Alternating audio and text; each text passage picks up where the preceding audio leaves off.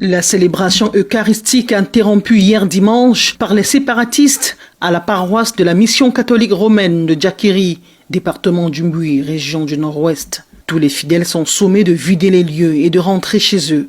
Il leur est interdit de se rendre à la place des fêtes, apprêtée pour le défilé du 11 février, marquant la fête de la jeunesse.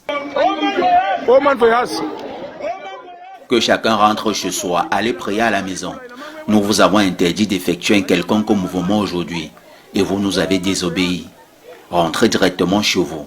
Que personne ne s'arrête au carrefour. Le 11 février n'a aucune signification pour nous. Aucune circulation n'est permise aujourd'hui.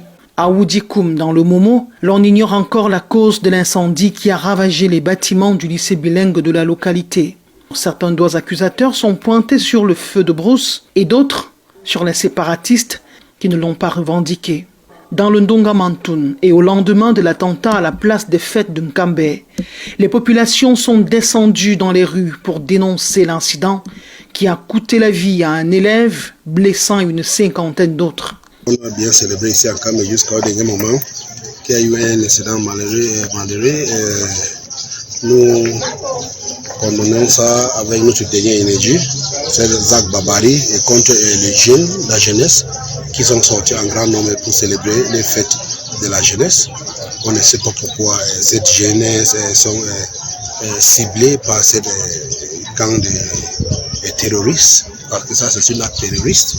Mais nous disons que ça va nous éveiller. Les gens de Nkambe seront éveillés plus que jamais. En guise de protestation, les femmes ont quant à elles marché pieds nus pour rejoindre leurs époux au palais royal.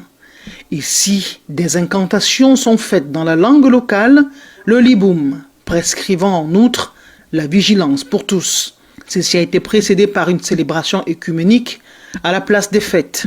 C'est dans le sang que la célébration de la 58e édition de la fête de la jeunesse s'est achevée en Nkambe, dans le Ndongamantoun. Une attaque attribuée aux séparatistes a fait un mort et des blessés graves.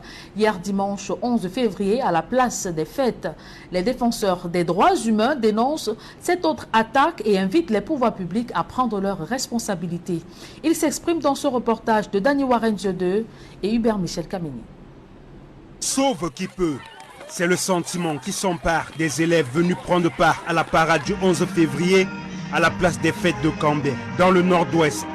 À l'origine de cette panique générale, l'explosion d'une bombe qui a fait un mort et plusieurs blessés. Des sources officielles, la détonation est survenue 60 minutes après le défilé. Les blessés ont tous été conduits à l'hôpital régional annexe de Nkambe.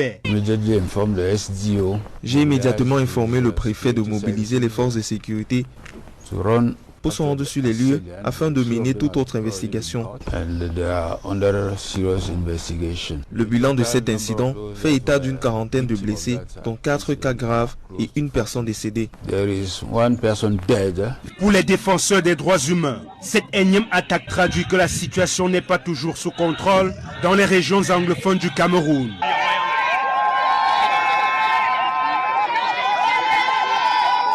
Ce jeudi matin, les proches des victimes et les populations riveraines, en majorité des femmes, ont marché le long de l'itinéraire pour exprimer leur peine. Je suis une vieille maman de Nkambe. Nous ne voulons plus de cette horreur dans notre ville. Nkambe est une ville accueillante. Des gens viennent de Bamenda, Douala et partout pour s'installer ici. Hier, nous avons enregistré un mort. Et ça ne va pas. Nous ne voulons plus de ça.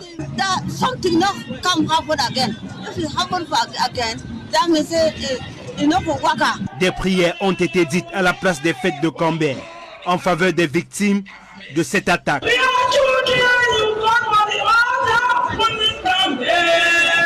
Il faut dire que c'est la première fois que les séparatistes mènent une attaque dans cette localité. Les populations, quant à elles, espèrent ne plus revivre cette frayeur. Et cette attaque n'a pas laissé le chef de l'État indifférent. Sur sa page Facebook, le président de la République écrit, je cite, « Alors que la jeunesse camerounaise célébrait le jour qui lui est consacré, des lâches criminels ont posé un acte odieux en Cambé dans la région du Nord-Ouest. Je condamne fermement cet attentat terroriste.